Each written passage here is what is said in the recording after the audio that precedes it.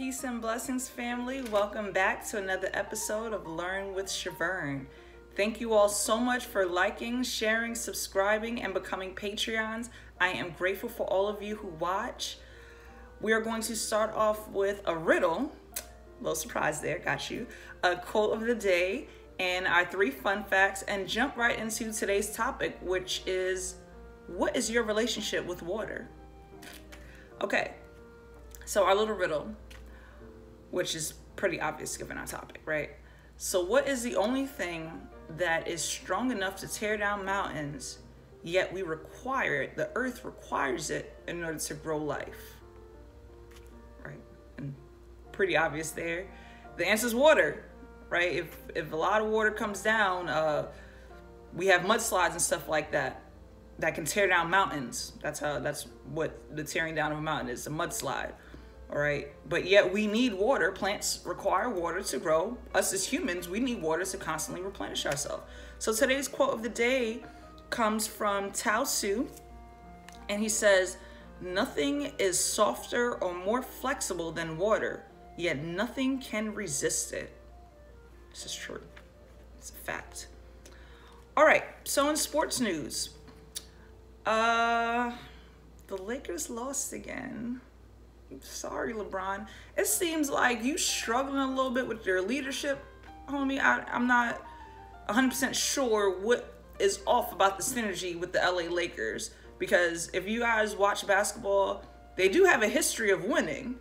Usually a history of winning indicates more winning, but that doesn't seem to be going on with them.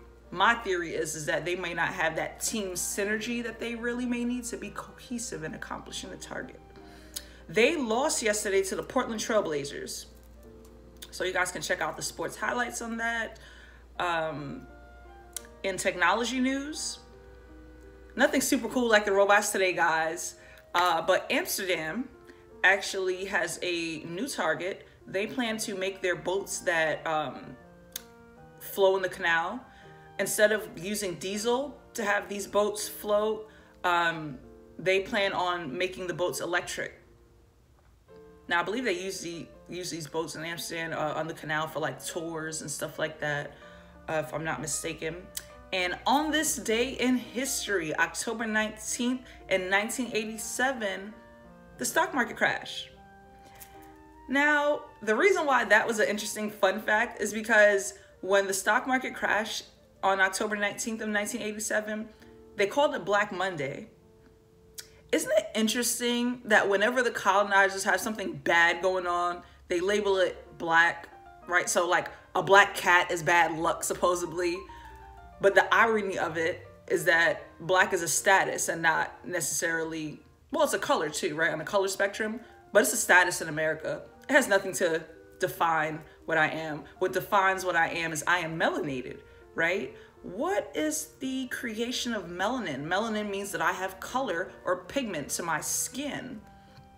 Well, what scientifically, right, they tell us that melanin is made up of 6 ions, 6 protons, and 6 neutrons. 666. Did they train my mind to think that I am the mark of the beast? No, you guys are the most powerful things in the world. We are the most powerful beings in the world. Our melanin, we have so much science within our DNA, they still can't even figure it out. Anyhow, today's topic, jumping into your relationship with water. How much water do you drink a day? And why is it important to know that? Well, did you guys know that water actually carries with it a pre-programming of the entire history of humanity in it? How is that possible? It's just water, right? We take water for granted. So think about this. I believe like 70 or 90% of the Earth's crust is compromised of waters, is water, right? So most of the Earth is made up of water. Only what, 20 to 30% is actually land. Okay. Human body, depending on your age, size, and figure, and so forth, 70 to 90% of your body can be water, right? So the fact that water has a genetic pre-programming of the history of the world is because the oldest substance in the world is water. So whenever we drink water, right, it's not like there's a new spring that just came out that we're drinking water out of. Whenever we drink water, we're actually drinking this programming. But because we don't know how to tap into it, we can't utilize it in our favor. So let me explain what I mean by that. And this is a really cool experiment. If you guys actually want to try this out, right? There was a scientist who took a cup of water and he spoke the word love into the water. He put it in the freezer. He did the same thing with another cup, but said hate instead. When he observed the molecules of the water for each cup, the one that said love and the one that said hate, do you know that the spikes on the crystal actually were shaped differently? Now, he thought this was an anomaly, right? So of course he repeated the experiment several times and concluded that we can program water, or rather, water is already pre-programmed and we can assist with its programming. So if we can program water outside of ourselves before we put it inside of ourselves, how about we program it too? And I'm going to give you guys a really common example. You ever run across somebody who's not feeling too healthy, they're not feeling up to their optimal health, right? And you hear them coughing, sneezing, or whatever the case may be. They grab their bottle of water and they're like, yeah, I'm S-I-C-K. I don't even want to say it because I don't want to call it on myself, right? But what you just did, you said that and drank your water right after that. So what did you just program your water to do for you? You just program your water to tell yourself, I am S-I-C-K. Because remember, whatever you tell yourself after I am is what your subconscious, the little pineal gland in your brain, right? That's what it's going to believe. But if I drink my water and I say, I am strong, I am healthy, now my water is going to do exactly that for me. It's very simple. The average human should be drinking, I believe, about 2.5 liters of water. The more water you drink, the better. You can never just go wrong with drinking water. For some of us, it may take a lot of self-discipline to get into the habit of drinking water because we have programmed our mind to think, oh, it's tasteless. That's because we have become slaves to our ego taste buds, right? We become slaves to the things that only taste good, smell good, and eat good. Sometimes the healthiest foods don't always taste great. For my vegans out there, I am sure you guys can relate to that. But make water work for you. The same way you're supposed to make money work for you, make water work for you. Make it program your vessel, right, into being its optimal health.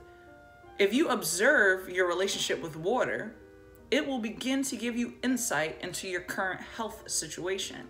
If you find that you are somebody who experiences a lot of health issues often, what is your relationship with water? How often are you drinking it? How much of it are you drinking? This could literally be your one-stop shop answer as to why your body may not be operating at the maximum capacity that you would like it to. How much water are you drinking a day? Do you know that you take on, from ingesting, right, from drinking the water, you take on a couple of liters of it, but from taking a bath, your skin, or taking a shower, your skin absorbs water. That's how important it is. We don't only need it on the inside, we need it on the outside. Bathing is important for that reason. If you notice, when you go to any type of church and you do a baptism, what do they do it in? Water. Water has so many meanings, from spirituality down to scientific and everything in between.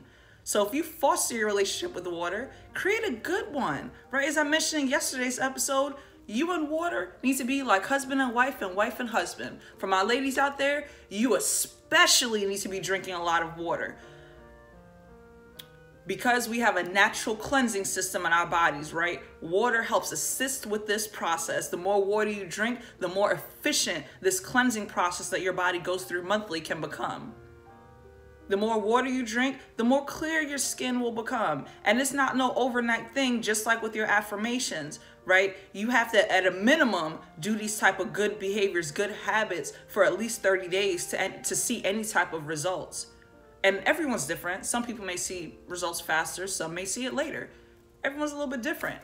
But I thank you all so much for watching, joining, liking, sharing, subscribing. You all have a positive, productive, and wonderful day. And don't forget, you're amazing.